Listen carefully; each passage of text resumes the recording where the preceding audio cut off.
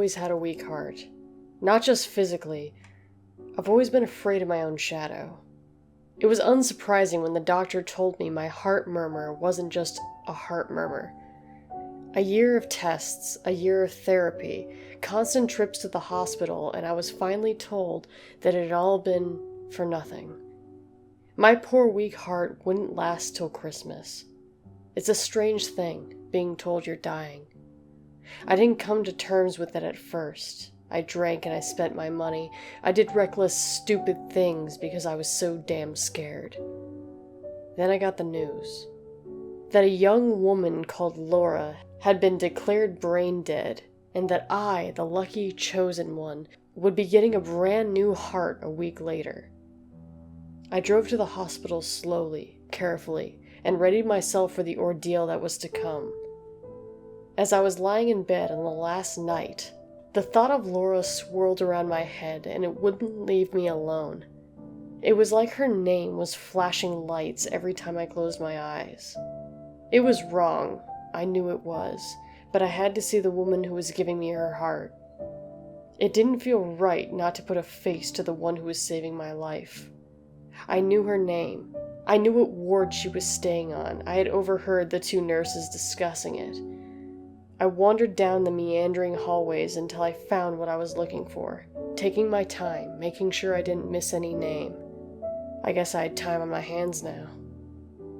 In the second-to-last room, she lay in bed.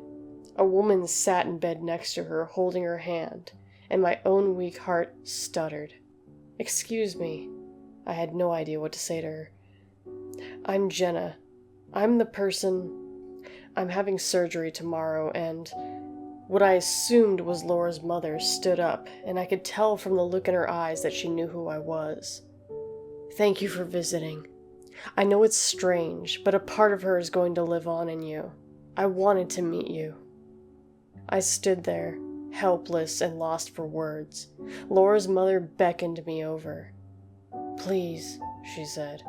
"Don't be uncomfortable. It's what she would have wanted." I sat on the chair next to Laura. "How did she..." I broke off. It was too awful to ask. Laura's mother gave me a thin smile. "She was a care worker. Looked after battered wives, abused women. Last month she met a guy and, well, I suppose years of training couldn't help you when you were in love. She ignored the warning signs and he killed her. She dedicated her life to those who needed her." Laura's mother looked down. I don't know why, but I reached over and held Laura's hand. I squeezed it. "I'm so sorry. I had a boyfriend once he was like that too. Someone like Laura convinced me to leave." Laura's mother gave me another half smile. I could see tears in her eyes. Then, Laura squeezed my hand. Tightly. She gripped me so hard her fingernails dug into my skin. I recoiled. A look of horror on my face. Laura's mother looked at me calmly. She squeezes my hand sometimes as well. I think the doctors call it muscle spasms. Either way, there's none of Laura left in there anymore. I looked at the small crescent moons that had just started to bleed on the palm of my hand. The surgery went perfectly. I was wheeled into the recovery suite after it was over and done with, the raised wound on my chest covered by gauze. It was better I didn't see it, I thought. I didn't need any more heart issues. I spent the first day doped up on pain medication, eating only a little and sitting up maybe 2 times. It was a long process, they reassured me. Laura's mother came to visit me the day before I was due to leave. Her calm demeanor hadn't wavered, but I could see that she was suffering. She looked 10 years older, and her hands shook when she gave me a hug. "When are you going home?" "Tomorrow," I told her. "Please, come visit whenever you want." I started to jot down my address for her, when out of the corner of my eye, a flash of blonde disappeared through the doorway. The same brilliant blonde as Laura's hair. "Ow!" I cried out suddenly. It felt like someone had sharply squeezed my hand so hard that it almost crushed the bones. Laura's mother rushed to my side, a look of concern in her eyes. "What's wrong? Is it your heart?" She stumbled over her last words, coming to terms with what she had said. I tried to reassure her and said I'd let the doctors know, and she left with a look of worry on her face. When I looked down, a new set of crescent fingernails were below the ones that Laura's hand had made. 10 identical bleeding smiles. The taxi ride home was short, and before I knew it, I was back in my own flat.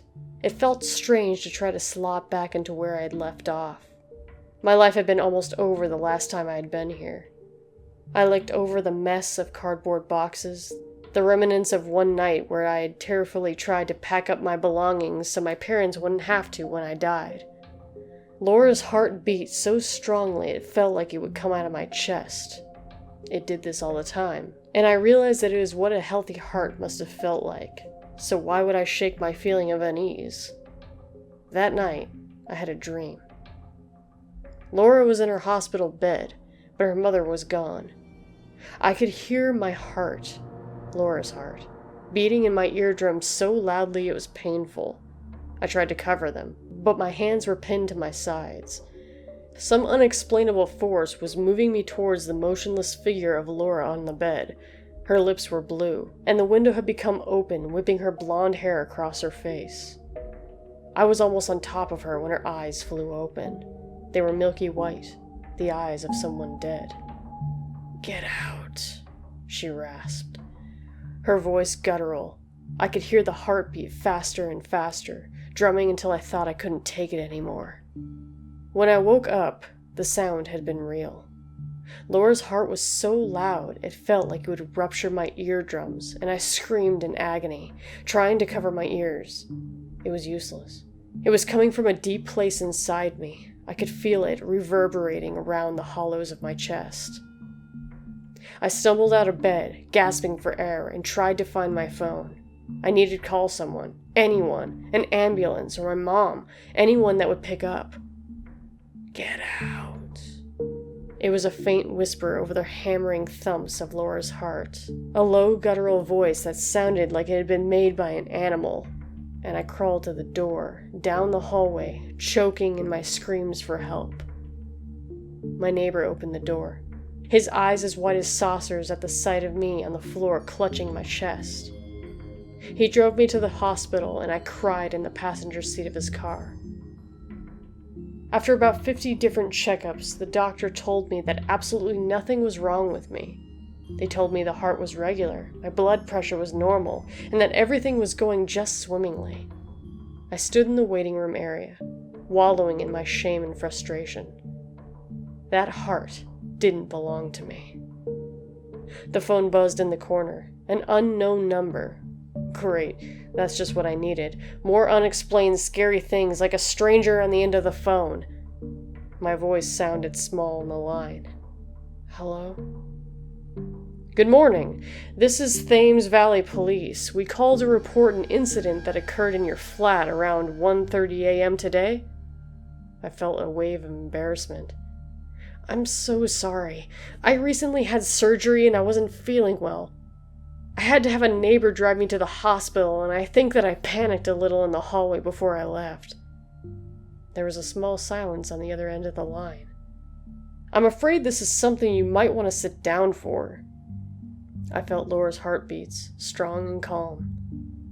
"There was an incident of forced entry by Mr. Samuel Matthews. According to our police reports, he's your ex-partner, and you filed a restraining order against him in September 2017? My blood ran cold. I did. "He's in police custody. We found an automatic weapon on him, and we believe that he had an intent to harm you. We have an officer currently stationed at your flat who can fill you in depending on how long your hospital stay will be." I thanked him and hung up the phone.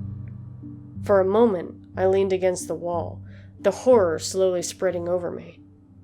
If I had been in my flat 10 minutes later, he would have found me.